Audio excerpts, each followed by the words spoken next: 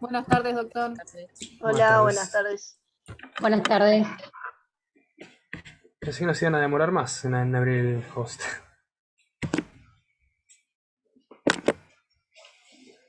Aguarden un segundo. Ahí está.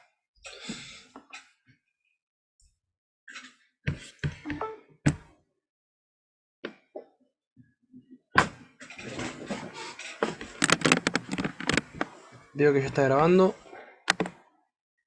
Bien. Bueno, el tema que vamos a tratar hoy es presupuesto. Es un tema muy interesante, del cual nos va a permitir poder analizar un poco, retomar lo que veníamos hablando en la clase pasada, que era toda la actividad financiera del Estado, pero vamos a empezar con un tema el cual va a dar mucha tela para cortar, que esto lo solemos preguntar bastante. Y vamos a analizar también, como ustedes saben, un poco la cuestión de la actualidad, que a mí es lo que más me interesa, que ustedes tengan argumentos para debatir, para poder hacer frente a determinadas ideas. Y la pregunta va a tener que ver, yo se lo voy a plantear ahora, después lo vamos a discutir, si el acuerdo que contrajo Macri con el FMI resultó o no inconstitucional. Vamos a ver ambas posturas. Y obviamente después ustedes decidirán con cuál se sienten más identificados, porque eso es lo que tiene de bueno la carrera que estamos estudiando, como les he dicho. O puede ser blanco o puede ser negro. Todo depende de cómo ustedes lo justifiquen y cómo ustedes lo fundamenten. Así que déjenme que voy a buscar el archivo y vamos a arrancar con el presupuesto. Los que tienen a mano la ley 24.156, si no vayan anotando la hora, que es esta que está acá, la ley de administración financiera, vamos a ver algunos artículos. Ahí está. Esta que está acá, 2456, conjuntamente con algunos de la Constitución Nacional, de los cuales yo los voy a ir mencionando de a poco, y vamos a ir viendo cómo es que se desarrolla el presupuesto en sí. En la próxima clase vamos a ver organismos de control del presupuesto, y seguramente vayamos a hacer algún análisis, si nos da tiempo, de el presupuesto que presentó Guzmán el año pasado, lo cual resulta bastante interesante para el análisis de la materia. Bien, ahí estamos.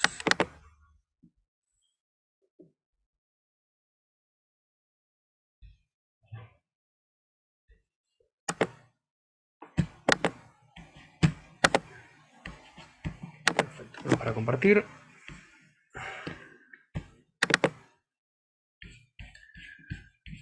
Bueno, ¿pueden ver todos ahí?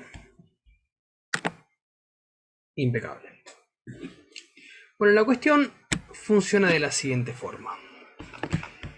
El que se encarga de redactar el presupuesto es el Poder Ejecutivo, es una atribución que le corresponde a él, y lo mismo surge del artículo 99, que son las atribuciones del Poder Ejecutivo, inciso 10. Y dice lo siguiente.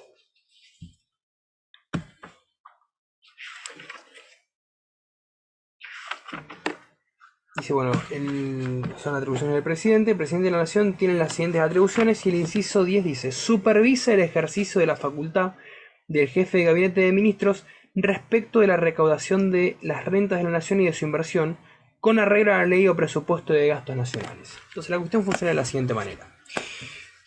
Nuestro presidente Alberto Fernández redacta la ley de presupuesto o empieza a esbozar, digamos, cuáles serían los distintos proyectos para conformar la ley de presupuesto propiamente dicha.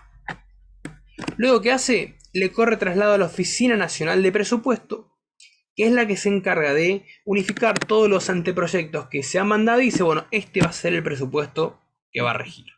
Entonces, el que la elabora es el Poder Ejecutivo, el presidente propiamente dicho, quien la redacta es la Oficina Nacional de Presupuesto. Esto donde surge del artículo 16, como les he puesto ahí, de la 24.156. ¿Y qué es lo que nos va a decir? Nos va a decir puntualmente que la Oficina Nacional de Presupuestos será el órgano rector del sistema presupuestario del sector público nacional. Yo creo que omití algo importante cuando arrancamos. ¿Qué es el presupuesto? Vamos a empezar por algo un poco más básico antes de entrar en el concepto. Ya por ahí muchos lo saben, pero creo que no está de más decirlo. El presupuesto es un instrumento que va a determinar cuáles van a ser los gastos que va a llevar a cabo la nación y los recursos que pretende obtener. Es básicamente el manejo de todo el aparato financiero del Estado, lo va a determinar el presupuesto.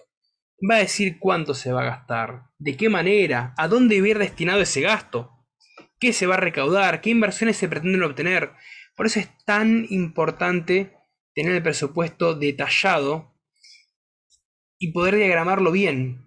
Porque si no tenemos un presupuesto que se pueda llegar a ajustar o amoldar a las necesidades que tiene nuestro país, obviamente que va a ser un descalabro terrible. Es como que ustedes tengan un negocio y no tengan un control, un archivo de caja, no sepan cuánta plata entra, cuánta plata sale, cuánto van a sacar para sus gastos personales, cuánto van a sacar para reinversión. Si ustedes no tienen un manejo de los números, no saben cómo poder hacer que el negocio crezca, posiblemente puedan llegar a fundir porque tienen que pagar alquiler, luz, gas, todo lo que conlleva gastos fijos, gastos variables, gastos de empleado, no sé, contador, un montón de gastos. Y si no tienen un manejo correcto, obviamente que no van a poder crecer en el negocio. Bueno, llévenlo a la cuestión macro. El presupuesto va a determinar cómo se van a establecer todos los gastos y todos los recursos que va a administrar nuestro país. Entonces dijimos que lo redacte al principio es el presidente, le corre el traslado a la Oficina Nacional de Presupuesto, que es la que lo redacta. Una vez que lo tiene, se junta el presidente Alberto Fernández con el jefe de gabinete Santiaguito Cafiero y le dice, bueno, escuchame una cosa, Santiaguito, acá tengo el presupuesto. Y él le dice, bueno, ahora vos te tenés que juntar con los distintos ministerios y tenés que negociar a ver cuánto pueden llegar a darle a cada uno, porque obviamente no hay para darla a todos. Entonces el presupuesto va a ser de, vamos a poner un número redondo, qué sé yo, 100 millones. Tenemos 100 millones, bueno, esto es todo lo que hay. Bueno, y Santiago Cafiero empieza a negociar y se junta y habla con Ginés y dice, no, mirá, la verdad que para salud y para salud, viste, se puede venir a segunda hora, necesitamos, y con 20 no nos alcanza, necesitamos 30. Y pero 30 no sé si te puedo dar, bueno, 25, bueno, cerramos en 25. Perfecto. Y después se junta con el ministro Trota. Dice, bueno, a ver, Trota, ¿cómo viene el tema de la educación? ¿Abren los colegios o no abren los colegios? Bueno, estamos trabajando en eso, bueno, pero necesito tanto para comprar computadoras, porque queremos que todos los chicos puedan hacer, bueno, ¿y cuánto necesitas para eso? Entonces se empieza, digamos, a ir negociando con los distintos ministerios a ver cuánto le va a corresponder a cada uno, porque eso justamente es para qué, para garantizar la calidad y eficiencia de los servicios públicos. Entonces de esa manera se busca esa alternativa de negociación. Y estas son atribuciones que tiene el jefe de gabinete. Ustedes saben que esta es una de las figuras que se ha incorporado de la reforma del 94, la del jefe de gabinete. Y vamos a leer bien qué es el artículo 100, incisos 6 y 7, para que puedan ver palpable estas funciones que tiene que cumplir el jefe de gabinete. Y dice lo siguiente. El artículo 100. Jefe de Gabinete de Ministros tiene las siguientes atribuciones, entre las que podemos encontrar. Envía al Congreso los proyectos de ley de ministerios y de presupuesto nacional, previo tratamiento en acuerdo de gabinete y aprobación del Poder Ejecutivo. Entonces, previo acuerdo, tratamiento de acuerdo de gabinete, de negociar con los distintos ministerios, a ver cuánto le corresponde a cada uno, se encarga de enviar al Congreso los proyectos de ley de ministerio y presupuesto.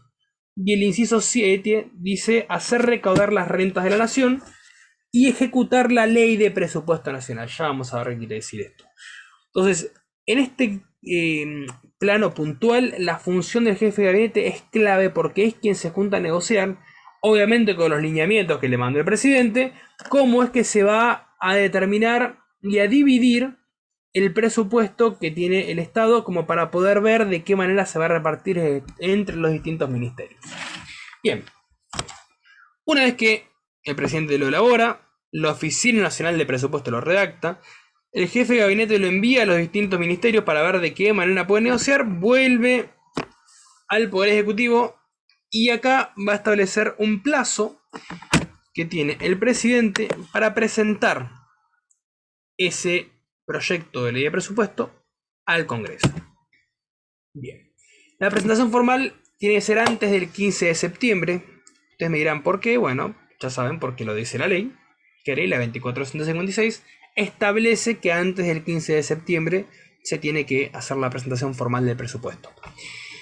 Bien, acá tenemos, obviamente, en algunas leyes ustedes saben que puede entrar o por una cámara o por la otra. Bueno, en este caso es una facultad exclusiva de la Cámara de Diputados. ¿Por qué? Porque lo dice la ley. Artículo 52, pero tiene un motivo. Si leemos el artículo 52, nos va a decir bien claro, en este caso puntual, porque es una facultad exclusiva de la Cámara de Diputados. Y dice, la Cámara de Diputados corresponde exclusivamente la iniciativa de las leyes sobre contribuciones y reclutamiento de tropas.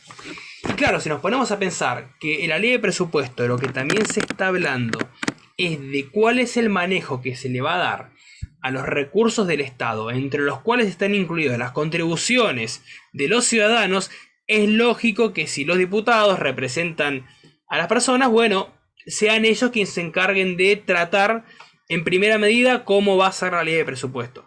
Es por eso que cuando Guzmán había hecho la famosa frase con Massa del Sarasa, no sé qué se escuchó Sarasa, estaba en la Cámara de Diputados presentando justamente la ley de presupuesto.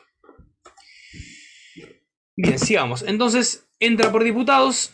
Vamos a ver qué dice el artículo 26, también de la 24.156, que viene a jugar con este 52. Y nos dice, el Poder Ejecutivo Nacional presentará el proyecto de ley de presupuesto general a la Cámara de Diputados antes del 15 de septiembre del año anterior para el que regirá. El presupuesto del 15 de septiembre se trata, se debate, se discute, se analiza. Antes del 31 de diciembre tiene que estar ya el presupuesto aprobado para que entre en vigencia el 1 de enero hasta el 31 del próximo año. Y obviamente que en el interview se vuelve a analizar cómo va a ser el presupuesto del próximo año. ¿Qué fue lo que pasó en el 2019? Bueno, en el 2019 ustedes saben, las elecciones, termina asumiendo Alberto Fernández y dijo no, yo no voy a aprobar el presupuesto que se debatió. Porque obviamente que no va con los intereses que yo tengo pensado, así que quiero unos meses para que se pueda acomodar un poco todo. Y bueno, 2-3 meses después, pandemia y chau. Estuvimos casi todo el 2020 sin presupuesto. Es una locura, porque ustedes se ponen a pensar cómo Argentina podría tener un manejo del uso de los fondos públicos si no tenés un presupuesto que te determine de qué forma se va a gastar y bajo qué parámetros. Ya vamos a ver bien en concreto cuando analicemos cuáles son los principios presupuestarios. Está lo que es de universalidad, de anualidad, que también surge de la Constitución. Tiene que, la no afectación de recursos, todos los principios, tiene que determinar y especificar qué es el destino que se le va a dar, cuál es el monto, para que no haya ningún tipo de error en lo que va a hacer cuando tenga que apurar o echar la cuenta de inversión, que es lo que termina diciendo si efectivamente la plata que se entregó se cumplió para esos fines. Porque yo le puedo dar 30 millones al Ministerio de Salud. Ahora el Ministerio de Salud después me tiene que rendir cuentas que usó esos 30 millones para los fines que negociamos en el presupuesto. Porque si no me rinde cuentas, ahí el que se va a encargar de meter mano va a ser la Auditoría General de la Nación. Y va a decir efectivamente, acá hay un problema porque no me están coincidiendo los papeles de lo que dijeron que declararon y de lo que habíamos negociado anteriormente con el presupuesto. Entonces yo te doy la plata, no pasa nada, negociamos. Ahora vos me tenés que demostrar que lo vas a hacer para esos fines determinados. Y si no tenemos presupuesto, ¿cómo hacemos para determinar cuál es el fin que se le dio? Bueno, eso fue lo que ha estado pasando todo el año anterior. De lo cual mucho han agarrado para querer hacer frente a un gasto público que Argentina no contaba, porque como yo les digo siempre, nadie niega que hubo una pandemia que azotó a todo el mundo, pero Argentina tampoco podía gastar de la forma en que lo hizo. No gastó a conciencia, no emitió de una forma cautivada como para poder controlar esa emisión futura que se venía agregando a la emisión que ya veníamos teniendo. Es por eso que solamente con las ayudas que se han entregado del IFE, el ATP y todo lo que se ha generado para crecer este gasto público y brindar este tipo de ayudas, le costó un promedio de 7 a 9 puntos del PBI a Argentina. Que eso sabemos a dónde va a repercutir después, que todavía no lo hemos visto palpable. Y encima en el presupuesto Guzmán dijo que la inflación va a ser de un 26% anual. Vamos, Guzmán, ya en enero dicen que hay 4%, y si dicen que hay 4%, yo creo que debe haber un 8% por lo menos. Entonces, y que diga que va a ser un 26% anual, esto lo había explicado muy bien Mario Negri, que dijo la verdad. A mí me gustaría creer en este presupuesto, pero peca de optimista y termina siendo irrisorio, absurdo. Entonces, una cosa es que seamos optimistas, otra cosa que estemos braceándonos en la cara y decir es imposible que tengamos una inflación de un 26% anual, siendo que se emitió de una forma desconmensurada. Argentina ya viene con un déficit fiscal muy grande, se viene aprobando todos los años el presupuesto con déficit, que ya vamos a ver también esa cuestión. ¿Qué pasa cuando se aprueba el presupuesto con déficit? ¿Qué pasa cuando en el medio del presupuesto se arroja déficit? O bueno, algo que nunca va a pasar acá, pero que terminemos con superávit. Ustedes saben que hay algo muy curioso, que esto lo cuento siempre porque la verdad que es una anécdota que es para recordar. Tenemos unos amigos que viven en Estados Unidos, en Jacksonville, un pueblo que está entre Orlando y Miami. Se fueron en el 2001 más o menos, cuando pasó el gran temita del 2001. Y nos contaban que una vez les había llegado un cheque por $3.50, $4. Cheque del gobernador de la Florida. Decía que cuando se había analizado y se había llevado a cabo el presupuesto había arrojado superávit, así que le devolvieron proporcionalmente a todos los contribuyentes el equivalente por el remanente que había sobrado, que a ellos les correspondían $3.50, $4. A ver, obviamente que es un monte significante, pero digamos a lo que voy, el gesto de decir, bueno, te devuelvo lo que estuvimos recaudando porque nos quedó superávit, es algo que a nosotros como argentinos nos resultaría impensable, que nos llegue un cheque de la nada diciendo te voy a devolver aunque sea 20 pesos, no importa, porque es el gesto en sí lo que demuestra, bueno, mirá qué bien, efectivamente, porque ¿qué pasa? Si el presupuesto termina con superávit, quiere decir que recaudaron más de lo que deberían haber recaudado. Entonces, lo lógico es que se devuelva esa recaudación. ¿Por qué? Porque ustedes, como bien saben, el artículo 4 dice que las contribuciones tienen que ser equitativas y proporcionales.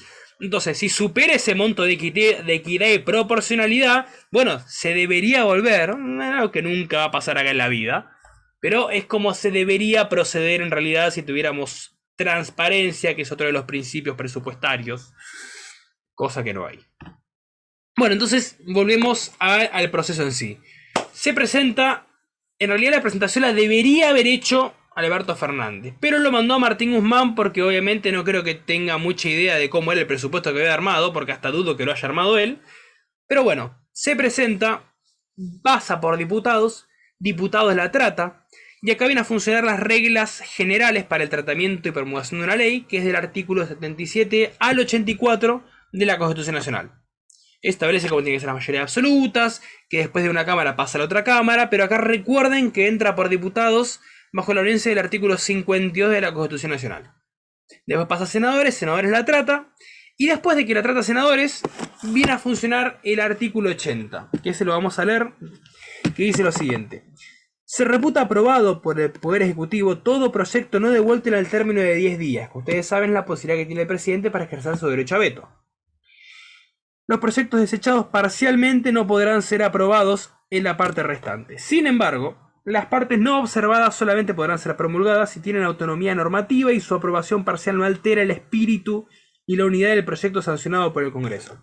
Entonces, acá puede pasar que la Cámara de Diputados no esté de acuerdo con todo el presupuesto y se manda que se vuelva a revisar o se vuelvan a hacer esas modificaciones o que senadores no esté de acuerdo. Por eso es que se establece un plazo del 15 de septiembre hasta el 31 de diciembre como para que se pueda discutir y se pueda analizar de qué manera se podrá llevar a cabo el presupuesto que va a regir para el próximo año del ejercicio financiero. Bueno, la pregunta que ustedes me dirán es, ¿se puede modificar algo del presupuesto o se tiene que modificar todo? Bueno, acá vamos a analizar qué es lo que dice el sistema inglés y qué es lo que dice el sistema de Estados Unidos, Brasil, Francia y también el que ha adoptado Argentina.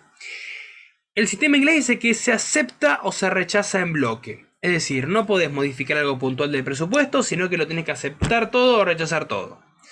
Se supone que son sistemas que tienen un poco más de transparencia, entonces es como que si hay algo, alguna irregularidad que notan, dicen, no, ya está, esto hacelo de vuelta porque esto ya no es motivo ni de que se pueda analizar nada. Pero los demás sistemas sí quieren que pueda haber alguna modificación. Y sobre esto vamos a ver qué dice el artículo 28 y 38 de la 2456, que plantea lo siguiente. El artículo 28 nos dice: todo incremento del total del presupuesto de gastos previstos en el proyecto presentado por el Poder Ejecutivo Nacional debe contar con el financiamiento respectivo. ¿Qué quiere decir esto? También forma parte de un principio que es la no afectación de recursos, que ya lo vamos a ver también. Quiere decir lo siguiente: no se aprueben diputados porque cierto bloque considera que se tiene que entregar un monto mayor, no sé, a educación. Porque la verdad que la educación el año pasado, al estar completamente cerrada y que los chicos no hayan podido acceder a una educación, teníamos que acelerar. Entonces vamos a tener que dictar cursadas en vacaciones de invierno, vamos a tener que dictar cursadas en vacaciones de verano, hay que acelerar, hay que aumentar el sueldo de los docentes para darles un incentivo para que ellos quieran ir a dar clase con más ganas, por más de que llueva o, qué sé yo, o haya condiciones climatológicas que no apoyen o se inunden los colegios públicos por no tener un dragado correspondiente. Bueno, vamos a invertir fuerte en educación para que no se pierda ni un solo día de clase. Entonces, el presupuesto que se había negociado para el Ministerio de Educación no alcanza. Bien, perfecto. Entonces, cuando se analiza esta cuestión, se va a decir, ahora bien, ¿contamos con el financiamiento extra para aumentar de 30 millones a 70 millones? Porque si vemos que es el artículo 28, dice, todo incremento del total del presupuesto de gastos previsto en el proyecto presentado por el Poder Ejecutivo Nacional debe contar con el financiamiento respectivo. Entonces, ¿de dónde sacamos ese excedente? O hay que negociar con otro ministerio para, digamos, hacer una especie de equivalencia o distribución, o no se puede.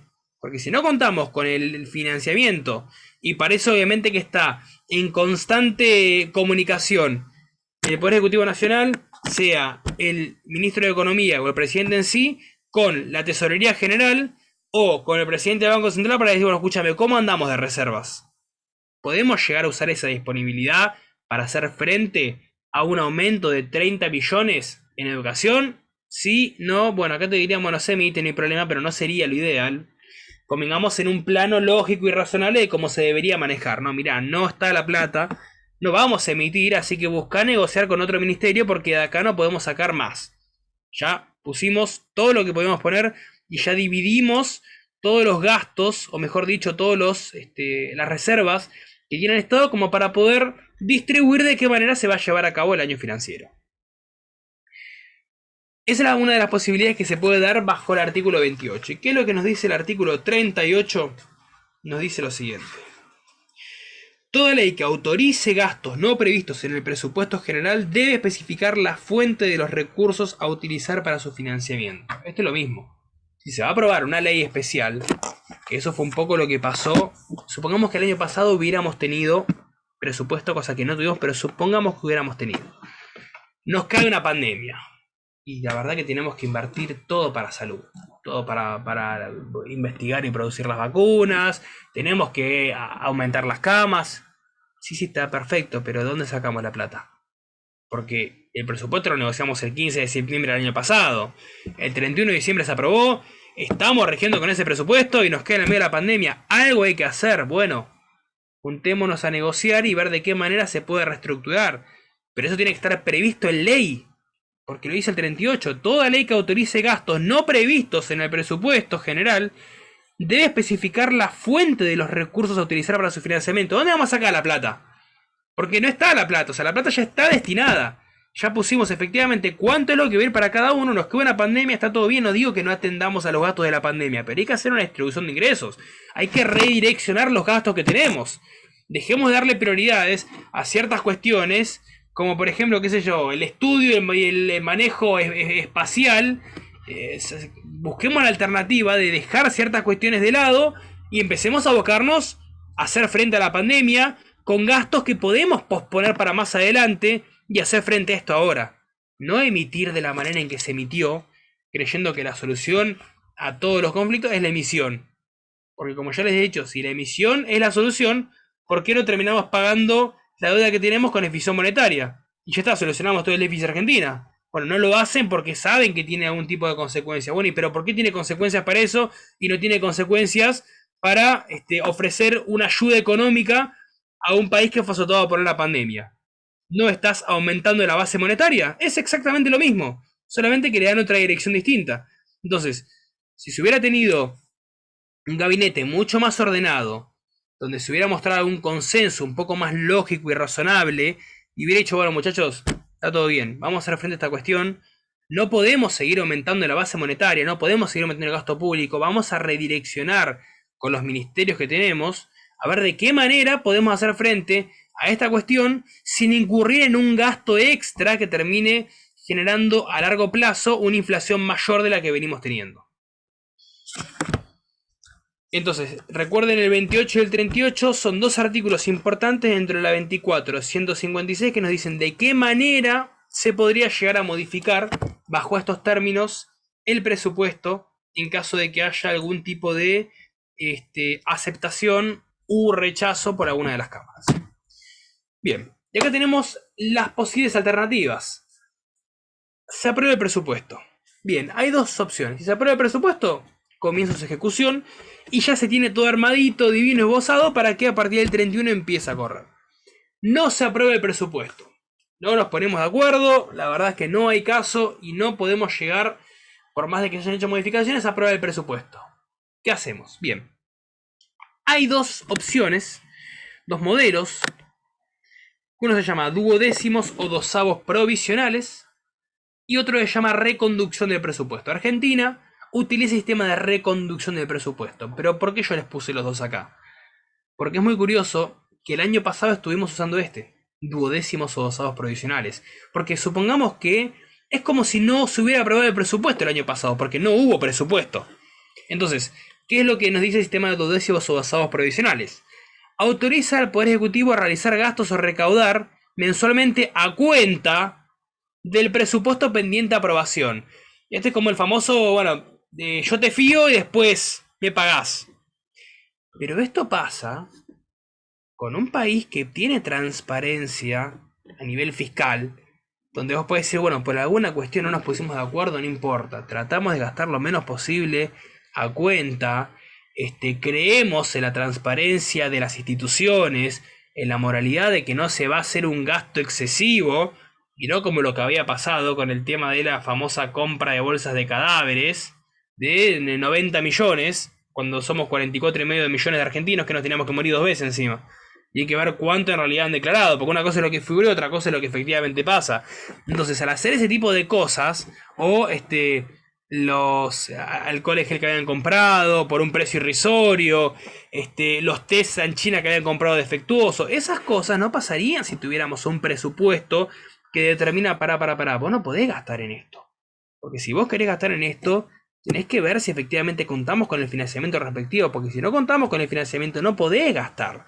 Y si no podés gastar, tenés que buscar la posibilidad de negociar o hacer una distribución previa con otros ministerios u otro lugar donde habías destinado ingresos, porque si no va a estar alterando la recaudación que se ha estipulado, porque justamente en el presupuesto se hace también un plan a futuro de qué es lo que se pretende obtener con la plata que se destina para gastos y con la que se pretende obtener para recursos. Entonces, lo que se pasó que el año pasado es que se gastó a cuenta. ¿Y cuánto se gastó? Y la verdad que yo no sé si lo saben. Porque no creo que hayan tenido un registro de cuánto se ha gastado. Pues yo les he contado que conozco gente que está viviendo en Ibiza y solicitó el IFE y se lo dieron. Oye, a ver, yo obviamente no justifico esa actitud, pero lo que voy, fíjense el control que tienen de que si hay personas que están viviendo afuera y lo pidieron y se lo dieron, sacando de lado la actitud moral que pueden tener, no quiero entrar en eso, pero a lo que voy, el control que han tenido de que mucha gente, bueno, ¿cuántos funcionarios han aparecido que estaban cobrando el IFE? ¿Cuántos? Concejales, diputados, asesores, senadores, un montón han aparecido. Y uno dice, pero pero estos tipos, que se sabe efectivamente cuánto es lo que ganan, ¿cómo van a estar cobrando un plan de emergencia familiar? Es una locura, bueno, y lo han estado cobrando. Entonces, no sé si efectivamente tienen un control de cuánto es lo que se han gastado a cuenta mensualmente. La verdad es que lo dudo. Y el otro, el que se suele tener cuando hay un presupuesto, es reconducción de presupuesto. Si al inicio del ejercicio financiero no ha sido aprobado el presupuesto, rige el que se encontraba en vigencia el año anterior con ajustes que establece el artículo 27. Esto es lo que hacía mucho Cristina durante su periodo, que hacía unas pequeñas modificaciones y mantenía el presupuesto original.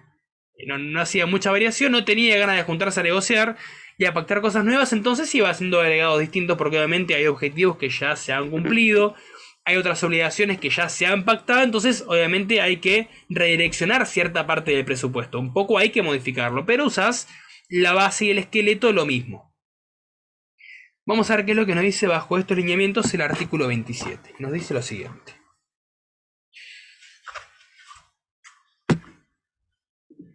Si al inicio del ejercicio financiero no se encontrara aprobado el presupuesto general, regirá el que estuvo en vigencia el año anterior, con los siguientes ajustes que debe introducir el Poder Ejecutivo Nacional en los presupuestos de la Administración Central y de los órganos descentralizados.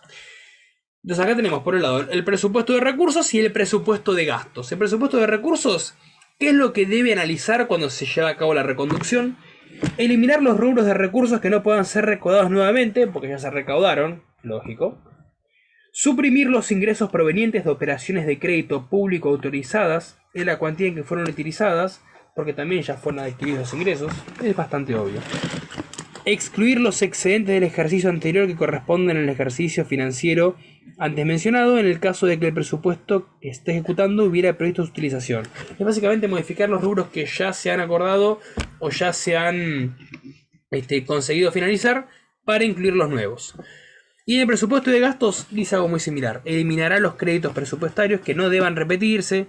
Incluirá los créditos presupuestarios indispensables para asegurar la continuidad y eficiencia de los servicios de los cuales se estén tratando en el presupuesto. Recuerden la 27 cuando hagamos reconducción de presupuesto, cuáles son los supuestos que analiza, tanto en gastos como para los recursos. Sigamos. Bien, entonces, ¿qué es lo que hace dentro de la ejecución del presupuesto? Porque dijimos, si se aprueba, comienza su ejecución, ¿no? Si no se aprueba, lo acabamos de analizar, vamos a qué pasa si se aprueba. ¿Cómo es la ejecución del presupuesto? De la siguiente manera.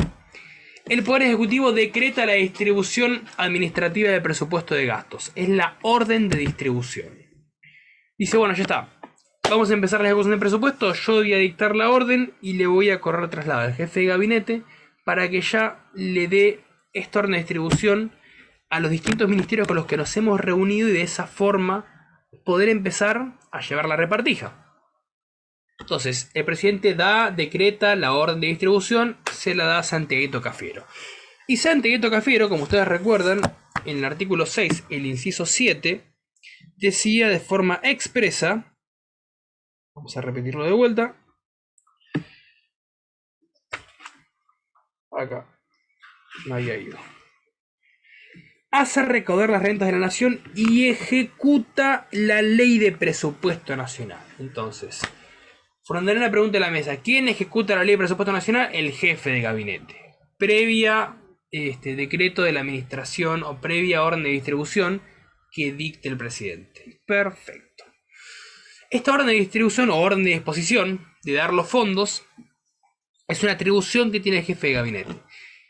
Pero previo a eso, tiene que, como yo les he dicho, estar en contacto con Tesorería General a ver si contamos con esa plata que debería estar en teoría porque ya se ha negociado. Obviamente que antes de ver cuánto es el capital que se dispone para poder repartir los presupuestos, hay que ver si tenemos esa cantidad de la tesorería, porque si no después ya sorpresa. Mira, necesitamos 150.000 millones. No, pará, no tenemos esa plata. Bueno, ¿qué hacemos entonces? Y me hubieras preguntado antes. Entonces, para evitar que pase esto, hay una relación entre Tesorería General y el jefe de gabinete, conjuntamente con el presidente, previa negociación del proyecto de presupuesto antes de que se entregue a la Oficina Nacional de Presupuestos. ¿Qué es lo que dice la 24.156 en base a la Tesorería General? Vamos a leerlo.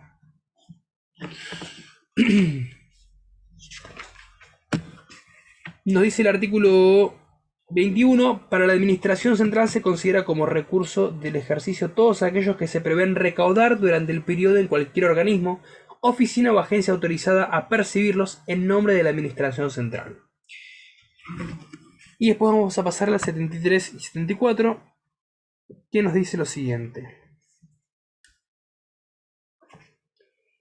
La Tesorería General de la Nación será el órgano rector del sistema de tesorería, y como tal coordinará el funcionamiento de todas las unidades o servicios de tesorería que operen en el sector público nacional, dictando las normas y procedimientos conducentes a ellos.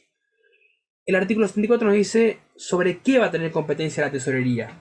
Y acá básicamente les va a decir, en el inciso B, elabora conjuntamente con la Oficina Nacional de Presupuesto el programa de ejecución del presupuesto de la Administración Nacional y programa el flujo de los fondos de la Administración Central.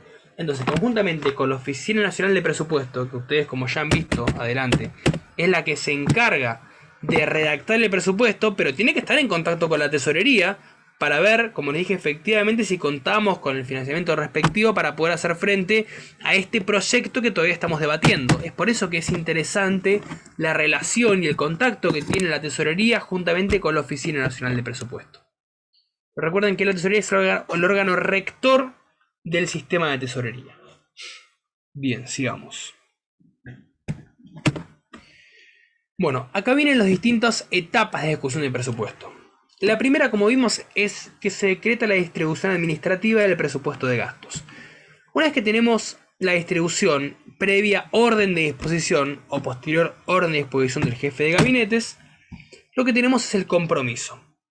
¿Y qué es el compromiso? Es un acto administrativo interno por el cual se afecta el gasto al crédito pertinente autorizado por el presupuesto, a fin que no pueda utilizarse para objetivos distintos. Vamos a pasar esto en limpio. El compromiso funciona de la siguiente manera. Dentro del presupuesto se había pactado con el Ministerio de Salud para crear, porque era importante hacer un hospital más, un hospital modular, supongamos, en un periodo muy corto de tiempo, o se quiere renovar un hospital que estaba bastante en ruina, se lo quiere hacer nuevo, entonces se había destinado un porcentaje del presupuesto para construcción, maquinarias, qué sé yo, cemento, cálculo, todo lo que incluye poder hacer la modificación y la reconstrucción de ese hospital. Bien, insumos.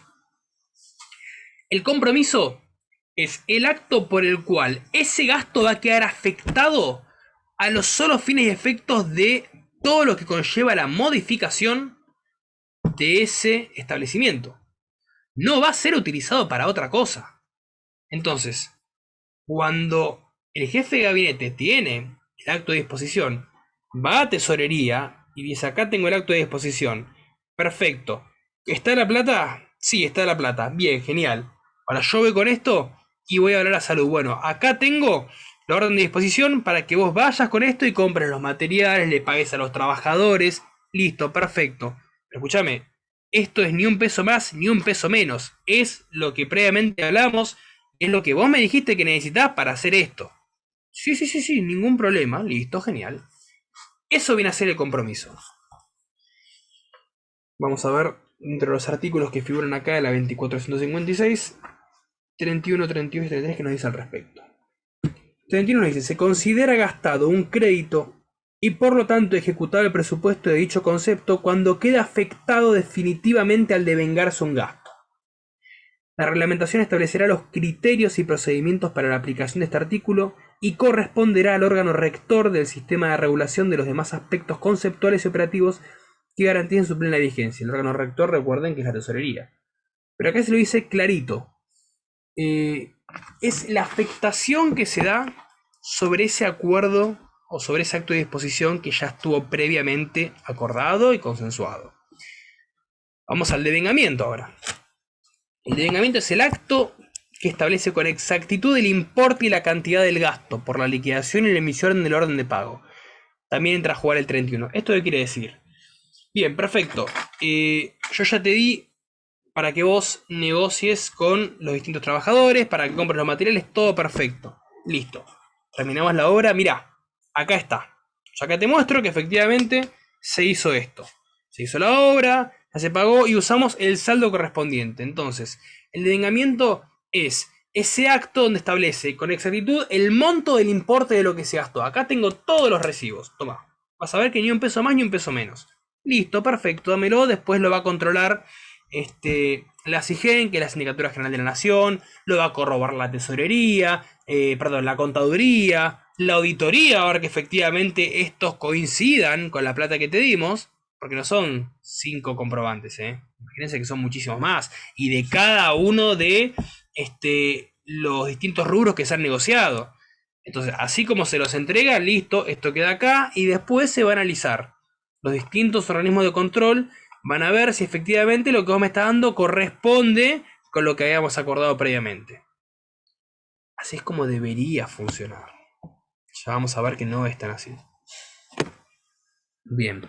Bueno, esto sería entonces la tercera parte de la ejecución, que es el devengamiento. Cuando pregunte ejecución del presupuesto, recuerden que los 4 pasos son: el Poder Ejecutivo decreta la distribución administrativa del presupuesto de gastos. Posteriormente, con la orden de disposición de fondos del jefe de gabinete, se procede al compromiso. Del compromiso pasamos al devengamiento y por último al pago. Que el pago es lo que vamos a ver ahora.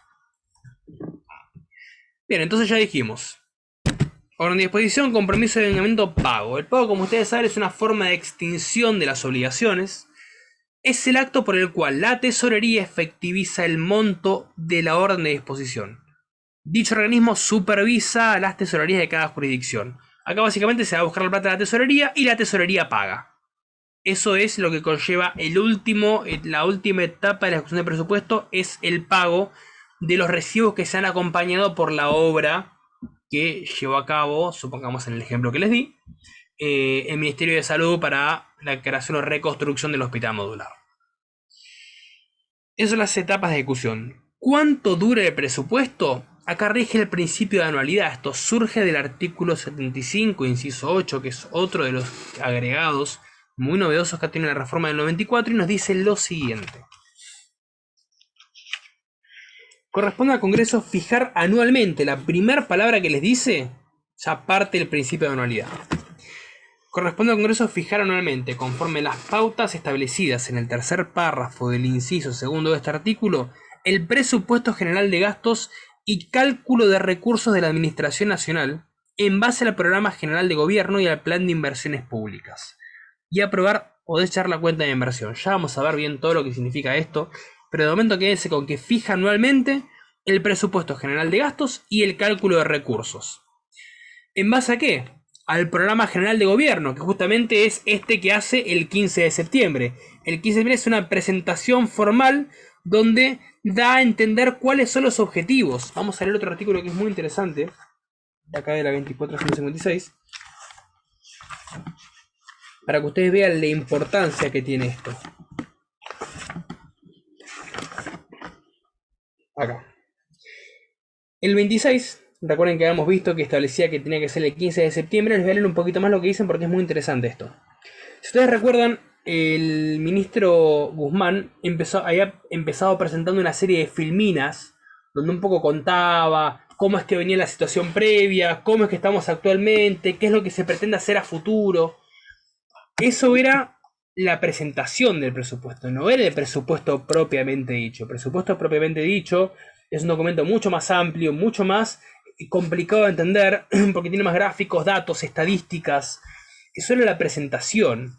¿Y qué es esta presentación? Bueno, volvemos a leer el 26.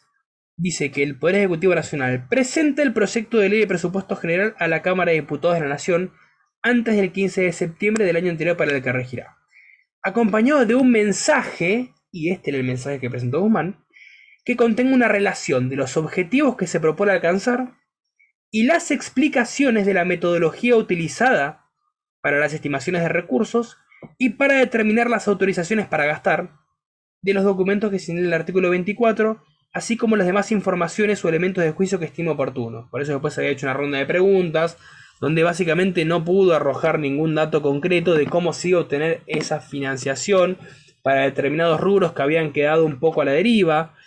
Parte del presupuesto no solamente que Picado Optimista decía que íbamos a tener un dólar blue a 120, lo cual también resulta bastante optimista, por 120, 115, por ahí decía que iba a estar.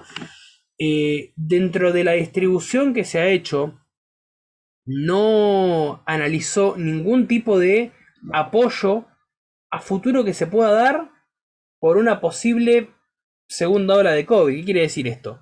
Dijeron, bueno, vamos a sacar completamente el IFE, por eso es que no se renovó el IFE 4, el ATP no va a estar nada de eso. Ahora, no estás dejando ningún cúmulo de ingresos para un posible rebrote que se pueda ir y tengas que hacer un posible salvataje en un caso de emergencia. Esto es básicamente que ustedes se compren un auto o salgan a pasear sin seguro.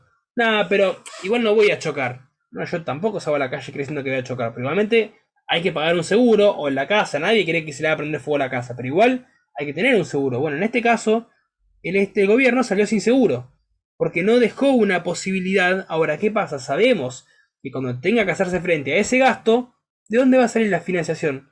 Si no se negoció en el presupuesto, no se dijo que se iba a determinar un cúmulo de ingreso para hacer frente a un posible ingreso familiar de emergencia 4 o para un futuro ATP que se pueda llegar a disponer en caso de que no se llegue a efectivizar la inmunidad de las vacunas. No salió con nada de eso, el presupuesto no lo dice.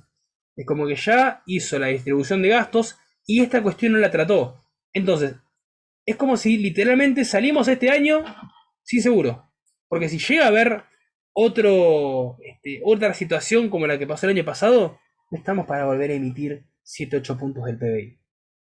Porque como les digo, esto que pasó el año pasado, a una economía que ya venía lesionada y ya venía agotada desde antes de esta gestión. Y les diría que antes de la gestión anterior también. Entonces, como no hemos llegado a acomodarnos, no podemos seguir haciendo frente a otro gasto excesivo y desconmensurado como lo tuvimos el año pasado. Es por eso que al no haber dejado un rubro que por lo menos destine un cúmulo de ingreso para hacer frente a otra posible emergencia, es un error. Es un error garrafal, de lo cual no hizo, o mejor dicho, hizo caso omiso el gobierno para atender esta cuestión en concreto. Bien, entonces lo que se había visto no fue el 15 de septiembre, creo que lo habrán dicho fines de septiembre, primeros días de octubre. Pero bueno, dentro de todo, respetaron un poco la fecha en que se tiene que hacer la presentación formal de presupuesto. Pero lo que se presentó fueron los objetivos. Bien, entonces, duración de presupuesto rige el principio de anualidad, artículo 75, inciso 8, donde nos establece justamente esta cuestión puntual. El principio de anualidad de presupuesto. Sigamos. Bien, cierre del presupuesto. Vamos al último. Llegamos al 31 de diciembre. Se acabó el ejercicio financiero. Lo que tenemos que hacer en este caso es ver cómo vamos a hacer el cierre de caja y el cierre de competencia. Este es como hacer el arqueo de caja cuando uno cierra un negocio, cuando termina el día, perfecto. Vamos a ver si efectivamente nos dan bien los números. Porque sacamos plata de la caja para comprar un tostado, para pagar un café. Hoy tuvimos que pagar empleados. Bueno, vamos a ver si con lo que sacamos y lo que teníamos efectivamente nos da todo bien. Acá hay que tener en cuenta dos cuestiones. Una es lo que es para lo que se entiende por los recursos y otra para los gastos. Va a ser diferente el modo en que se va a dar. Aguarden un segundo. Bien. Esto funciona de la siguiente manera. Perdí el cuadro. Ahí está.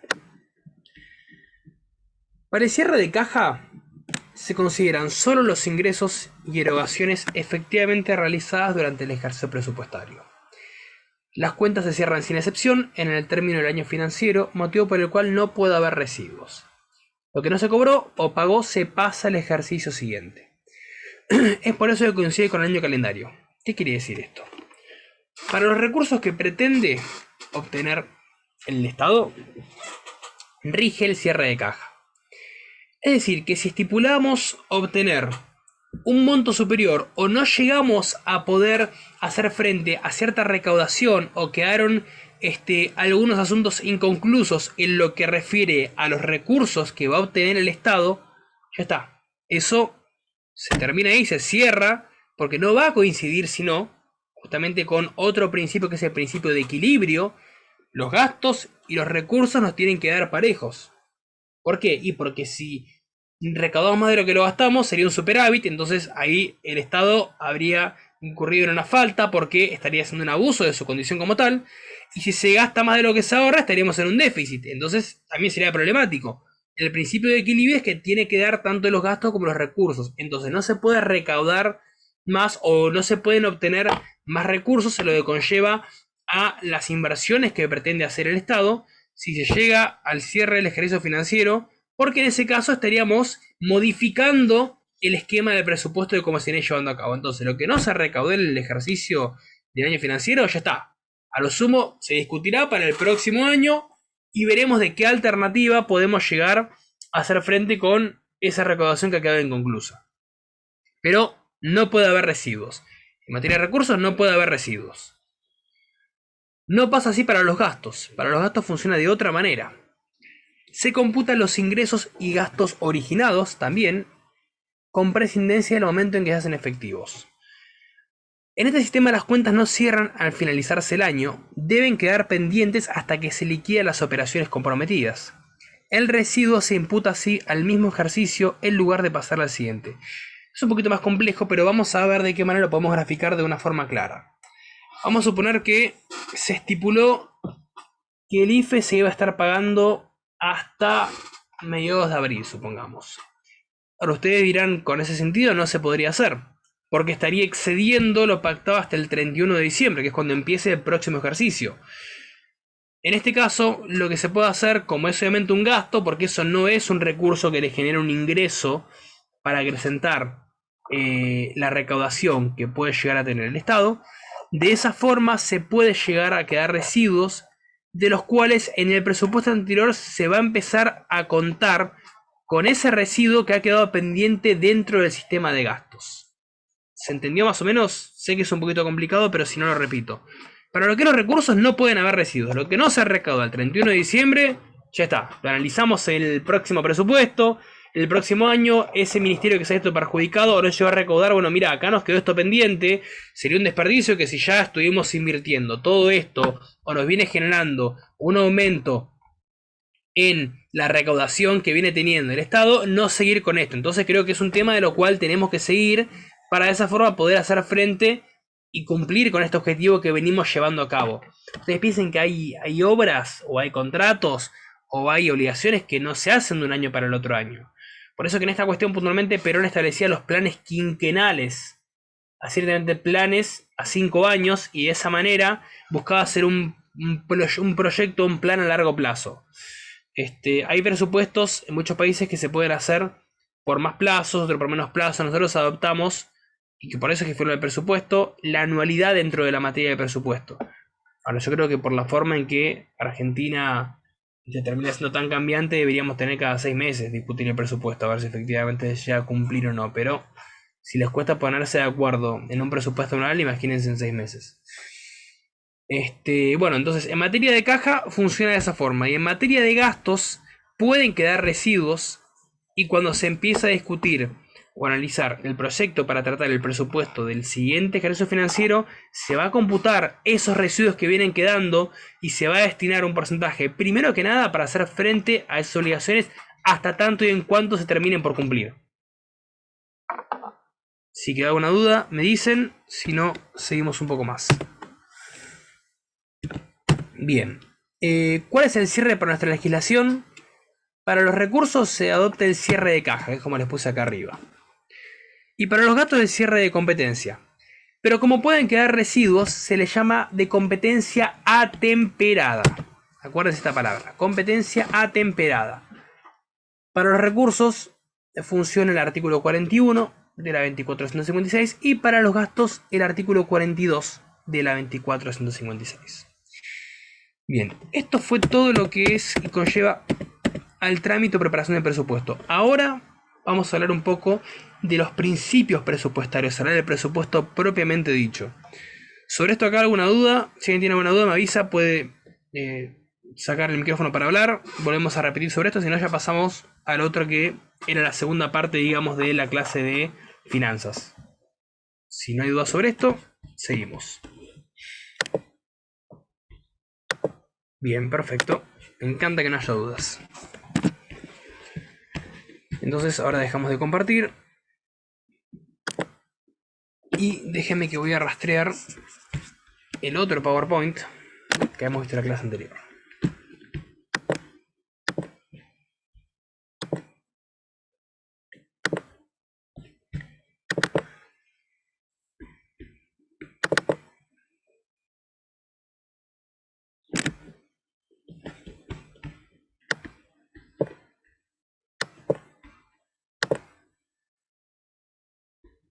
Perfecto. Bien, estas son dos filminas muy cortas, de las cuales vamos a analizarlas rápido y después vamos a plantear el interrogante que les había hecho al principio. ¿Qué pasó con el crédito que había pedido Macri con el FMI? ¿Cómo viene a jugar dentro del presupuesto? Porque se supone que eso debería haber estado en la planilla de recursos. Si es justamente para poder aumentar la recaudación del Estado. ¿Qué finalidad se le dio a eso? Vamos a charlar un poquito del tema porque creo que es interesante que ustedes tengan una opinión crítica, o por lo menos darles otra visión distinta de la que ustedes pueden llegar a tener interpretando qué es lo que nos dice la 24.156 al respecto.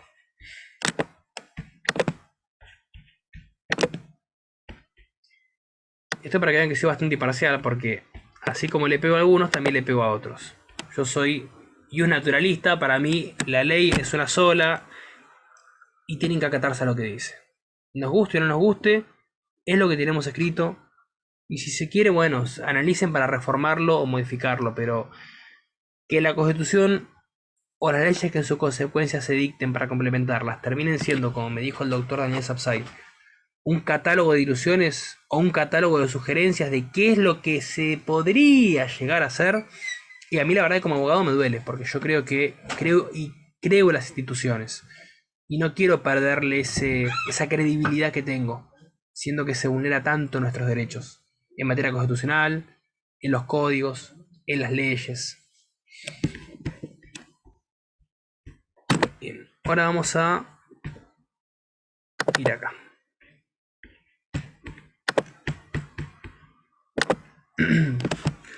Esto era lo último que mostré en la clase pasada, vamos acá. Presupuesto, entonces. Algo que habíamos visto, les voy a decir una definición que da Villegas y una definición que les da Martín al respecto. Villegas dice, el presupuesto es el acto administrativo en el cual se prevén ingresos, y gastos estatales. Martín nos dice, es la planificación de la actividad financiera del Estado aprobada por ley y que abarca un periodo anual. Son dos definiciones de las cuales se pueden complementar perfectamente, pero nos da un panorama de qué es el presupuesto propiamente dicho. Bueno, ¿de dónde tiene esto su evolución histórica? En Egipto y en Roma ustedes saben que son dos ciudades de las cuales se generaba algo bastante particular. En esos momentos puntualmente ustedes saben que tanto las personas que conformaban o que vivían en Egipto, tanto como los romanos, no tenían que hacer frente a la carga tributaria, sino que los que pagaban eran los pueblos que ellos iban conquistando. Ellos tenían que hacer frente a los tributos que les imponían. Lo han visto seguramente en varias películas. En una Claras cuando... no me acuerdo si creo que era la película de 300, cuando van y le dicen a Leónidas, mira, tenés que entregar tantos chicos, tenés que pagar tanto, y le dicen, no, yo no lo voy a hacer. Esta cuestión, esta presión tributaria que se ejercía, es justamente porque los ciudadanos que vivían en su, por decirlo de alguna forma, aglomeración, no pagaban impuestos. Los tributos los tenían que afrontar aquellos pueblos que terminaban siendo sometidos o gobernados por este tipo de, digamos, circunstancia que se venía gestando en el momento. Esto obviamente que ha ido evolucionando, ha ido creciendo, y con uno de los antecedentes más importantes que tenemos en nuestro ordenamiento jurídico, que es la Carta Magna de 1215, cuando le pusieron la espada a Juan Sin Tierra en su importante panza, le dijeron, vas a firmar esto, porque ya no queremos pagar más tributos excesivos como lo estamos haciendo. Entonces, de esa manera se empezó a generar y se empezó a gestar un antecedente importante de una frase que dice nullum tributum sine lege, no hay tributo sin ley previa, algo que también se venía receptando un poco del criterio romano, ¿no? Tenía que haber una ley que determine cuáles son los tributos de los que efectivamente tenemos que hacer frente. Con el Bill of Rights o la petición de derechos en Estados Unidos de 1628 y 1689, lo que se buscó también es que no haya confusión patrimonial entre el dinero que venía siendo del gobernante, si se quiere, o el dinero que era del pueblo. Porque obviamente dentro de lo que se busca en el presupuesto es la recaudación y el uso del manejo de fondos públicos, es común que haya confusión patrimonial entre lo que se recauda, el dinero de los contribuyentes, y lo que se puede utilizar para aquellos que están actualmente cumpliendo su rol como empleados públicos. Entonces, lo que se buscó era hacer una distinción. Hay una frase muy famosa que dice, dad al César lo que es del César y a Dios lo que es de Dios, o al pueblo lo que es del pueblo. Entonces esa frase también iba de la mano con, una cosa es la plata que tiene el emperador propiamente dicho, o la que se va gestando por medio del gobierno, y la que es del pueblo. Entonces, para que no haya confusión patrimonial, el Bill of Rights o la petición de derechos buscaba un poco hacer esta distinción. Bien, algo que a nosotros los abogados nos encanta hacer es buscar la naturaleza jurídica a todo. Y acá en el presupuesto no es la excepción. ¿Por qué la naturaleza jurídica? Bueno, porque es importante para saber cuál es la verdadera finalidad, ¿no? Yo creo que a la hora de entrar en una discusión, en un debate, es importante saber cuál es la amplitud que tiene la naturaleza jurídica para ver cómo nos perfilamos. ¿Y qué es lo que pasaba en esta cuestión en concreto?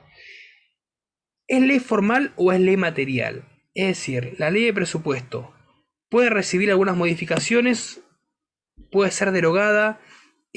¿Cómo viene a jugar un papel importante en esta cuestión?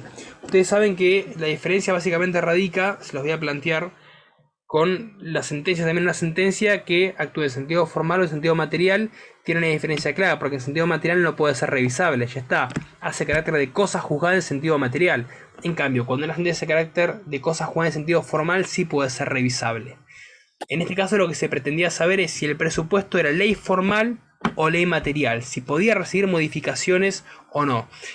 Con recibir modificaciones no me refiero a las que se llevan a cabo cuando se analiza el presupuesto propiamente dicho, porque eso es lo que termina negociando el jefe de gabinete con los distintos ministerios. Acá lo que hablamos es de la ley propiamente dicha, la ley de presupuesto, el presupuesto como tal.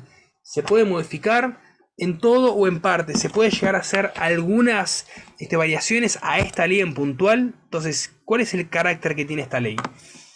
Y vamos a ver qué es lo que nos dice el artículo 20 in fine, que termina por dándonos la respuesta si es ley formal o es ley material. Nos dice lo siguiente: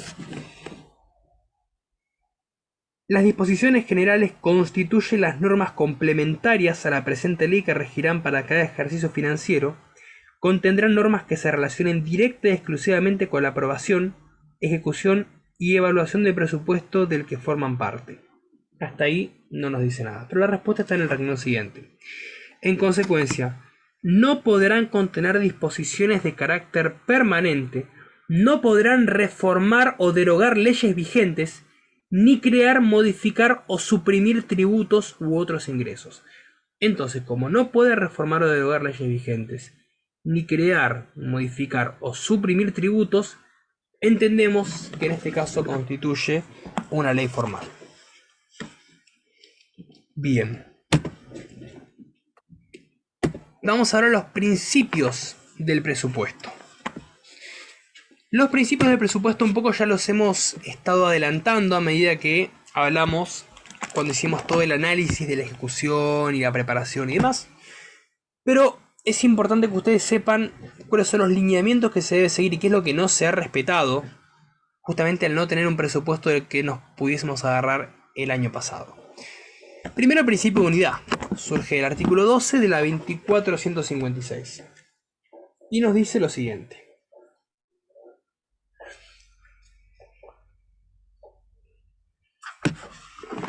dice el artículo 12: los presupuestos comprenderán todos los recursos y gastos previstos para el ejercicio, los cuales figurarán por separado y por sus montos íntegros sin compensaciones entre sí. Mostrarán el resultado económico y financiero de las transacciones programadas para ese periodo en sus cuentas corrientes y de capital, así como la producción de bienes y servicios. Me parece que hay un micrófono abierto. Creo que ahí está. Bien, ¿qué quiere decir este principio de unidad? Básicamente, que en el presupuesto se tiene que anotar todo. Una columna para gastos, una columna para recursos. Con sus montos íntegros, sin compensaciones. ¿Qué quiere decir esto? Que no hace un análisis profundo, que eso también va de la mano con el principio de especialidad, de cuáles son los rubros. Bueno, si se gastó 100 y se recaudó 150, bueno, ponemos en presupuesto 50. No, para. Detallame cuánto se gastó. Detallame cuánto se recaudó. No puede haber compensaciones. Porque de esa forma no nos permite poder hacer un control más sólido sobre el manejo del presupuesto cuando tengamos que analizar si se aprueba o se desecha la cuenta de inversión, que es lo que va a determinar cuando se hace la rendición de cuentas si efectivamente las obligaciones fueron establecidas y fueron cumplidas en el orden que se había pactado previamente. Vamos con el principio. Acá yo puse excepciones a la prohibición, artículo 23, es decir, este principio de unidad establece en el artículo 23, dice: no se puede destinar el producto de ningún rubro de ingreso con el fin de atender específicamente el pago de determinados gastos, con excepción de, y acá te plantea tres supuestos que son las operaciones provenientes de crédito público, las que vengan de donaciones, herencias o legados, o las que por leyes especiales tengan afectación específica. En este supuesto son excepciones al principio de unidad que no se pueden destinar en ningún rubro en específico, porque justamente cuando son alguna de estas tres cuestiones, como que permite la posibilidad de que pudiese llegar a haber algún tipo de compensación. Igual no se enrosquen en esto, se los puse como para que sepan que está. Es un poco más complicado de poder interpretar los ejemplos y las excepciones del artículo 23, pero sepan que están estas tres excepciones que ponen un fin al principio de unidad, que viene a ser por excelencia el principio madre de lo que viene a ser el principio presupuestario. Tiene que estar detallado en un presupuesto cuáles son los gastos, cuáles son los recursos, sin compensaciones entre sí. Este artículo 23 en realidad se incorporó como una forma, a mi entender, de poder, a ver cómo lo puedo decir de una forma sutil, dibujar un poco este principio de unidad, donde, ya fíjense, el inciso C, los que por leyes especiales tengan afectación específica. Es como acabar el paraguas para decir, bueno, hay ciertas cuestiones de las cuales el principio de unidad no podría ser aplicado porque hay una ley especial que tiene una afectación específica de la cual no estaría incluida dentro del presupuesto. Estas cuestiones que se suelen aparecer bastante en muchas leyes, como que, bueno, y una ley especial va a determinar cuál va a ser el monto. No, pero para, ¿cómo una ley especial? ¿Qué ley especial? Entonces, siempre está ese paraguas abierto que termina por sacarle un poco de fuerza a la ley propiamente dicha, porque me decís, me llenás de requisitos y el último me pones que una excepción va a ser determinada por una ley especial. Y la verdad que no le veo mucha finalidad al ponerme tantos requisitos y después una ley que se pueda llegar a salir. Por una ley especial puede determinar en qué casos no va a proceder todos estos requisitos. Aguárdame 2 segundos que voy a agarrar un libro y ya vengo.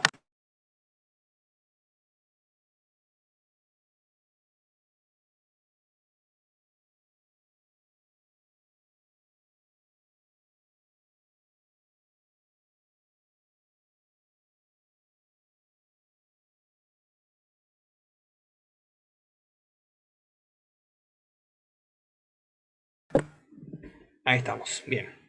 Bueno, vamos al principio de universalidad. Eso lo tenemos en el artículo 2 de la 24.156 y nos dice lo siguiente.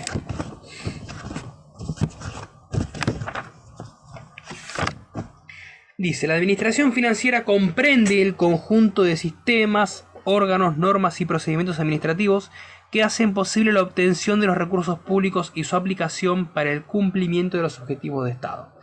Entonces, el principio de universalidad nos dice que comprende absolutamente todos los rubros que van a estar determinados, todos los gastos, cuáles van a ser los órganos que se les va, o los órganos que participan, a qué ministerios o qué destino va a tener. Es decir, no tiene que estar todo, absolutamente todo detallado. Dentro del principio de universalidad comprende todo el análisis que tiene que ver a los gastos que se van a determinar dentro de la ley de presupuesto. El principio de especialidad surge del artículo 13 y nos dice lo siguiente. Los presupuestos de recursos contendrán la enumeración de los distintos rubros de ingresos y otras fuentes de financiamiento, incluyendo los montos estimados para cada uno de ellos en el ejercicio. Sus denominaciones de los diferentes rubros de recursos deberán ser lo suficientemente específicas como para identificar las respectivas fuentes. ¿Qué quiere decir esto? El ministro de Salud dice, bueno, yo necesito 50 millones para salud. No, ¿para qué para salud? Detallame qué, cuánto para vacunas, cuánto para camas, cuánto para medicamentos, cuánto para, qué sé yo, capacitación de personal. Detallame bien cuánto necesitas para cada cosa. No me pongas 50 millones para salud. Pues justamente, si acá lo que tenemos que apuntar es a tener un presupuesto ordenado, necesitamos que sea todo específico y lo más prolijo posible. A eso es lo que apunta el principio de especialidad. No afectación de recursos tiene que ver justamente con la excepción que hemos visto del artículo 23 y también va de la mano con lo que habíamos visto del artículo 28. ¿Y por qué con el artículo 28? Porque recuerden que todo incremento de total de presupuesto y de gastos previstos en el proyecto presentado tiene que contar con el financiamiento. Entonces, por más que haya, que diga el 23 como excepción, que una ley especial puede tener afectación específica y puede ser excepción a este artículo 12, está todo bien, está perfecto. Pero, ¿tiene el financiamiento respectivo? Porque si no lo tiene, la verdad que no me importa que sea una ley específica o que sea especial o lo que fuere. Porque si no tenemos el financiamiento respectivo y no está la disponibilidad en tesorería para poder hacer frente a ese gasto, y mira, la verdad que no va a tener mucho efecto esa ley porque no vamos a poder destinar recursos para ese análisis puntual o esa recaudación que pretenden hacer o ese gasto que pretenden erogar o lo que fuere. Entonces, con no afectación de recursos quiere decir no se puede tocar el dinero que ya quedó afectado para el presupuesto siempre y cuando no sea estipulado por ley, como vimos en el 38, y que no tengamos la disponibilidad del mismo como dice el 28. Entonces, dentro de una afectación de recursos, dentro de la excepción del 23 pueden agregar el 28 y el 38 que van de la mano con este análisis. Principio de equilibrio es básicamente lo que les decía, que tiene que quedar igual los gastos como los recursos cuando se llega a hacer, digamos, por decirlo de modo, el arqueo, porque de esa forma nos va a permitir que no tengamos superávit si se recaudó más de lo que se gastó, o que no tengamos déficit si se gastó más de lo que se recaudó. El tema es que haya un equilibrio. Bien. Procedencia. Artículo 27. Otro de los principios y nos dice lo siguiente. Si al inicio del ejercicio financiero no se encontrare aprobado el presupuesto general, esto viene cuando no se aprueba el presupuesto. Recuerdan que vimos qué pasaba si no se aprueba.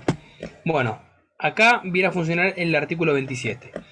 Y nos dice, va a regir el que estuvo en vigencia el año anterior con los siguientes ajustes que debe introducir el Poder Ejecutivo Nacional. ¿Se recuerdan que ya lo habíamos leído? Acá viene a jugar el principio de procedencia. Obviamente no es que vamos a estar sin presupuesto si no nos ponemos de acuerdo. El presupuesto va a estar, pero va a regir el principio de procedencia que se va a tener en cuenta los análisis de eliminar los rubros de los recursos que ya fueron realizados o de los gastos que ya fueron erogados. Eso es lo que se va a modificar siguiendo el esqueleto y el esquema básico del presupuesto que ya se ha aprobado. Principio de anualidad, 25 inciso 8, ya lo vimos, y artículo 10 de la 24, puse 240 y es 24.256. Esta es la ley de defensa del consumidor. 24.256, chicos, acá. Vamos a leerlo, el artículo 10, y nos dice lo siguiente. El ejercicio financiero del sector público nacional comenzará el 1 de enero y termina el 31 de diciembre de cada año. Bien. Y el último, transparencia y publicidad, es justamente darle la publicidad necesaria para que cualquiera pueda tener acceso al presupuesto. Y eso tiene sentido porque básicamente volvemos a lo mismo. Si lo que se afecta son recursos de los contribuyentes y parte de los aportes nuestros, es lógico que sepamos cuál es el destino que se le va a dar. Entonces tendría que haber pero tendría que haber una mayor publicidad y transparencia de cómo es que se va a ir estipulando el presupuesto. Bien. Vamos a hablar un poquito de los que les quería contar. Para ver cómo viene a jugar la cuestión esta dentro del presupuesto. Ustedes, como saben, en el año 2018 el expresidente había pedido un crédito con el FMI de 45.000 millones de dólares, de lo cual previamente se había hecho el pago a los fondos buitres, a los holdouts, para poder acceder a ese crédito. Bien. Ustedes saben que esto fue denunciado por el fiscal Dilelo, el cual había dicho que este crédito se había pedido de manera irregular. ¿Por qué? Porque lo había hecho el presidente primero mediante un decreto de necesidad de urgencia. Entraría en violación con uno de los supuestos de excepción que dice que los dineros no pueden regular en materia penal, electoral o tributaria, sino que esto vendría a conformar parte, digamos, de la afectación de los ingresos, entonces tendría un tinte de tributario. Y empezó una cuestión interesante sobre esta denuncia, la cual lo comprometía él, lo comprometía el ministro de Economía era Nicolás Dujovne, el presidente del Banco Central era Caputo, Sí, básicamente a ellos tres puntualmente. Bueno, ¿qué fue lo que pasó? Bajo la anuencia del artículo 75, inciso cuarto, que dice que corresponde al Congreso contraer empréstitos para el crédito de la nación, era una atribución del Congreso poder solicitar y poder negociar con el FMI para ver de qué manera se podía hacer frente a esta obtención del crédito. 75 inciso cuarto, y si no me falla la memoria, también el 75 inciso, por si era el 7 o el 8, creo que era el 7.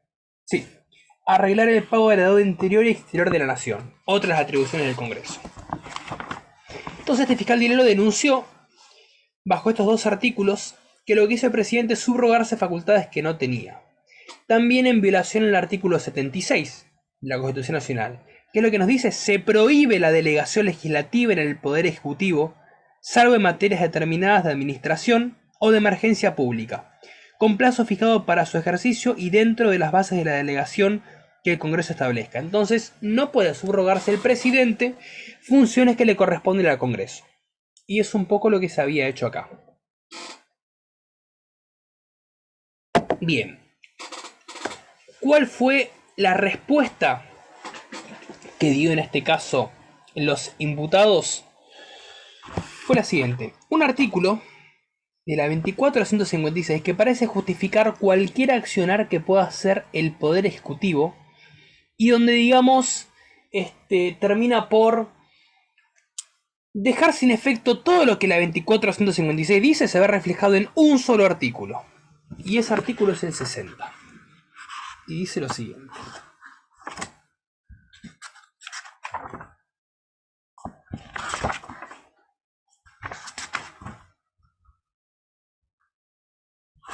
dice el artículo 60. Las entidades de la Administración Nacional no podrán formalizar ninguna operación de crédito público que no esté contemplada en la ley de presupuesto general del año respectivo o en una ley específica. Está bien, hasta ahí tiene sentido. Nos dice que tiene que estar las operaciones de crédito público en una ley específica o en la ley de presupuesto. Bien. Después dice el siguiente: la ley de presupuesto general debe indicar como mínimo las siguientes características de las operaciones de crédito público autorizadas. Tiene que indicar tipo de deuda, especificando si es deuda interna o deuda externa. Ahí ustedes dirán, bueno, pero ahí ya está violando el artículo 75, inciso 7. Porque si corresponde al Congreso esta cuestión de negociar la deuda interna y externa, y acá me está diciendo que hay que especificar esta deuda interna y externa, corresponde al Congreso. Sigue diciendo: monto máximo autorizado para la operación, cuánto es lo máximo que se va a autorizar, plazo mínimo de amortización y destino de financiamiento. Bien. Después sigue diciendo: si las operaciones de crédito público de la Administración Nacional no estuvieran autorizadas en la ley de presupuesto general del año respectivo, para requerir una ley que las autorice expresamente. Y acá viene lo interesante. En el último párrafo del artículo 60 dice lo siguiente: se exceptúa del cumplimiento de las disposiciones establecidas precedentemente en este artículo a las operaciones de crédito público que formalice el Poder Ejecutivo Nacional con los organismos financieros internacionales de los que la nación forma parte. Es decir, que en caso de que haya algún organismo internacional del que Argentina forma parte o tiene alguna relación o vinculación comercial, no hay que especificar el tipo de deuda, ni el monto máximo, ni que esté autorizado, ni un plazo mínimo, ni un destino, nada. No hay que autorizar nada. Entonces, esta ley fue el fundamento que utilizó el entonces presidente, conjuntamente con el presidente del Banco Central y el ministro de Economía, para poder justificar su accionar de pedir este crédito al FMI. Otro de los argumentos que ellos usaron fue que en el 2017 el Congreso ya había autorizado el desembolso de esta deuda que terminó asumiendo después el Estado Nacional. Pero no pone efectivamente, ustedes si ven acá, no dice tipo de entidad con la que se va a negociar. Dice el tipo de deuda, interna o externa, monto máximo, plazo mínimo y destino de financiamiento. No dice con quién vas a negociar. Entonces, evidentemente, se ve que se habían pedido el desembolso el Congreso aparentemente, esto les digo porque no lo encontré, habría aprobado ese desembolso y después se vino con la vuelta del crédito stand-by al FMI. Bueno, ustedes dirán, bueno, ¿en qué quedó esto? Bueno, quedó en que quien agarró la causa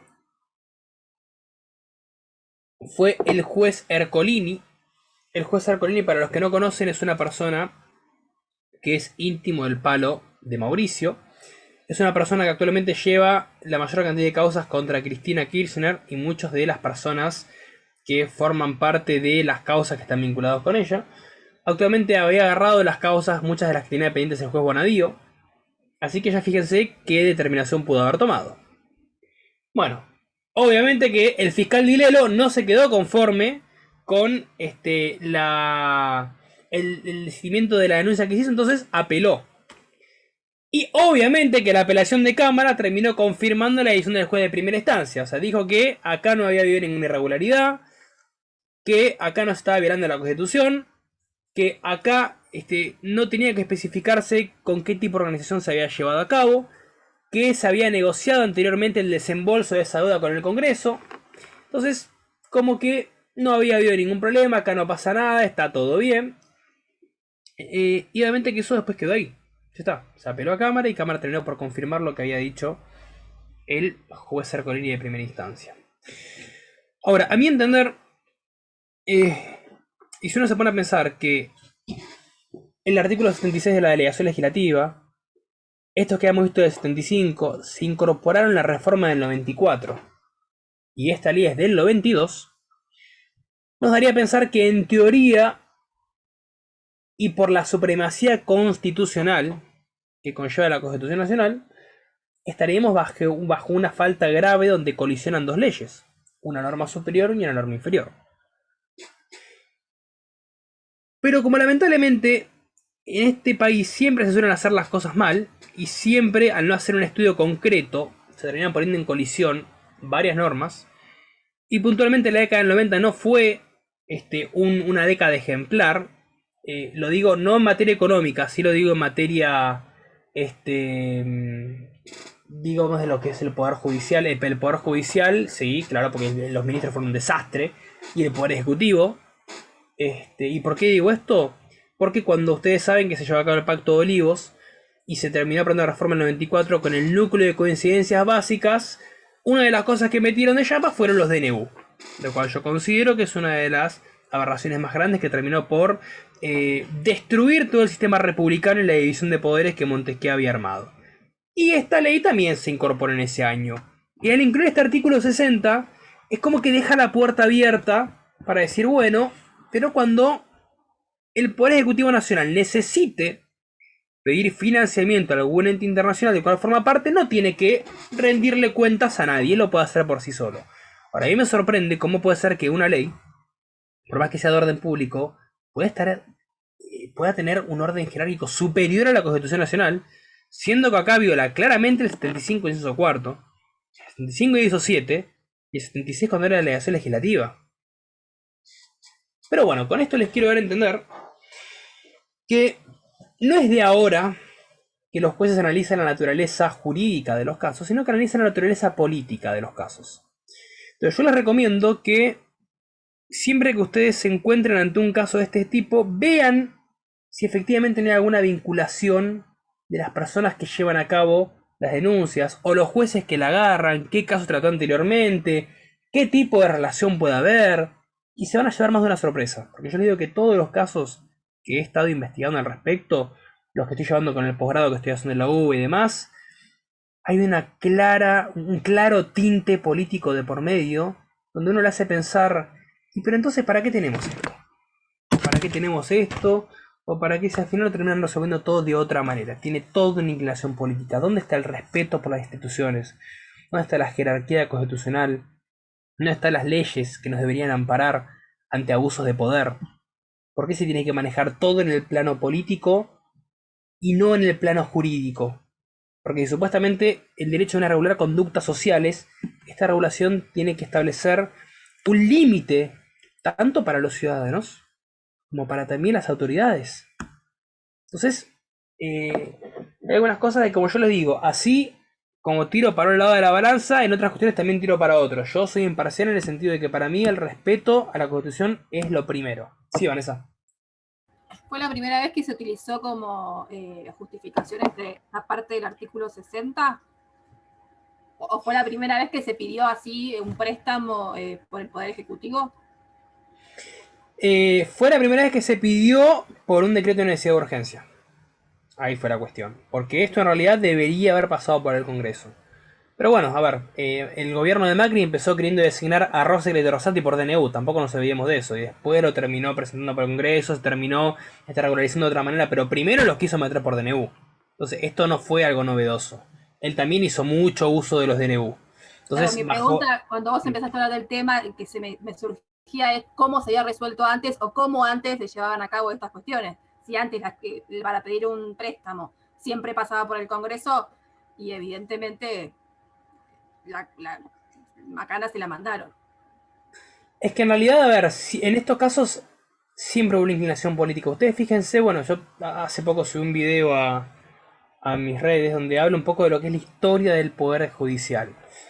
Y ya se empezó a sentar un precedente con la asunción de Perón en 1946, donde desplazó a toda la Corte Suprema, Ramos Mejía, Sagarna, Anchorena. El único que no rajó fue a Respeto porque renunció, a los demás los desplazó a todos. Entonces cada presidente posterior que vino, como que pareciera que Perón sentó un precedente de que podía desplazar los jueces y nombrar los que quería a discrecionalidad. Los únicos dos presidentes que mantuvieron intacta la Corte fueron Guido e Iria, los demás la desplazaron todos. Aparte venía gobierno, militares, gobierno, militares, gobierno, militar. Entonces había jueces que duraban muy poco tiempo. El que tuvo la posibilidad de sentar una corte como la gente, porque creo que fue de las pocas cosas que tenía muy buenas, era Menem con la corte que tenía Alfonsín, que la verdad era muy aceptable. Pero ¿qué hizo el senador riojano, que por su edad no creo que esté yendo mucho a las sesiones? Rajó a todos los jueces y aumentó la corte a 9. Entonces, fue un desastre, porque donde justamente había un furor y una alegría de la vuelta a la democracia, había que mostrar unidad, consenso, no.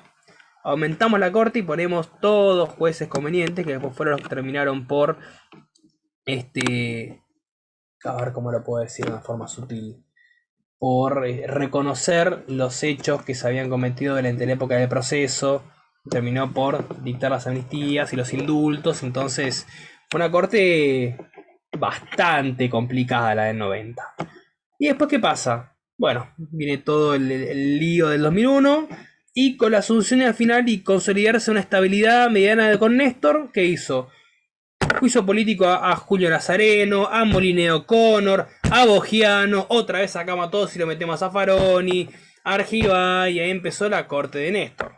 Entonces, fíjense cómo esta cuestión de que se van desplazando los jueces y van poniendo otros, no sienta o no le da una seriedad a nuestro poder judicial y a nuestra corte como máximo ordenamiento jurídico.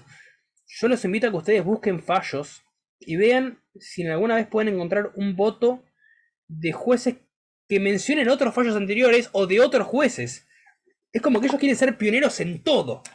Y más, muchas veces votan en disidencia para que su voto marque una tendencia. O sea, hay una cuestión de yoísmo tan grande en la corte. Y otra cuestión de poca estabilidad y poca perpetuidad, porque claramente quien se consolida en el poder quiere tener a los jueces del máximo tribunal como amigos suyos. Obviamente que no va a querer una corte de la que lo pueda perjudicar a futuro. Entonces, eso también jugó un papel importante en el asunto. Pero bueno, no quería dejar de comentarles esto porque me resultó un tema interesante, del cual ustedes tienen que saber porque esto se suele hablar mucho. Qué es lo que pasó en su momento con el crédito que había pedido Macri al FMI. Entonces ustedes saben las dos posturas. Ya saben qué dice la 24.156, saben qué dice la Constitución Nacional al respecto, y de esa forma ustedes ya pueden tener tal vez una visión distinta de qué es lo que constitucionalmente o jurídicamente hablando se debería haber actuado. Por eso es que les digo que depende como uno se ponga del lado de la balanza. A ver, ustedes podrían interpretar, bueno, está bien, pero el 99, inciso tercero, de los DNU establece como opción que no puede regular la materia penal, tributaria o electoral. Bueno, esto no es una cuestión de materia tributaria, porque no habla sobre la regulación de tributos, habla sobre la posibilidad de adquirir crédito público. Entonces, no sería una limitación para que lo haga por DNU. Todo depende como ustedes justifiquen. Estamos estudiando una carrera que 2 más 2 puede ser 5 o puede ser 3. Y de las dos formas puede ser correcto, depende de cómo ustedes fundamenten cuál es, y esto voy a usar un término penal, su teoría del caso. Cómo es que van a ir armando y van diagramando la jugada, pero siempre recuerden que tienen un caballito de batalla que les va a funcionar en absolutamente todos los escritos que hagan, todos los exámenes que vayan a dar, o todos las alegaciones que vayan a hacer en los casos que tengan, que es la Constitución Nacional. Cuando ustedes hagan mención en la Constitución Nacional, por más que sabemos que en la práctica no se le da la importancia que se le debería dar, pero ustedes saben que es el ordenamiento jurídico más importante que tenemos en nuestra Carta Magna, de la cual podemos encontrar cualquier respuesta a cualquier caso. Lo tenemos en la Constitución. Bueno, chicos, vamos a dejar acá por hoy. Después vamos a seguir la próxima clase con organismos de control. Vamos a ver cuál es la función que tiene la SIGEN. Vamos a ver cuál es la función de la auditoría. Vamos a ver cuál es la función de la contaduría. Vamos a ver más en profundidad lo que yo les conté, de que el verdadero organismo de control, que es del partido opositor, es la auditoría. ¿Y qué fue lo que pasó cuando el presidente de la auditoría, Leonardo Despuig, se cansó de denunciar irregularidades en el manejo del presupuesto durante el gobierno de Cristina? Y todas las cosas fueron a parar al juicio Yarviden, quien públicamente salió a decir que lo habían amenazado muchísimas veces para archivar esas causas. Vamos a hablar un poco de todo. Como les digo, acá tratamos de decir la realidad de cómo se han visto violados y vulnerados los distintos órganos jurídicos, ya sea de un lado y del otro. Lo que queremos hacer es generar una masa de conciencia crítica para que ustedes vean de qué forma deberían aplicarse en realidad las leyes y cómo es que el sistema ha ido, hasta les diría, involucionando en esto, un sistema perverso que termina manipulando las leyes para su conveniencia. Chicos, gracias por todo. Cualquier duda que tengan, si hay alguna pregunta me pueden decir ahora. Si no, lo dejamos acá y nos vemos en la próxima clase del miércoles.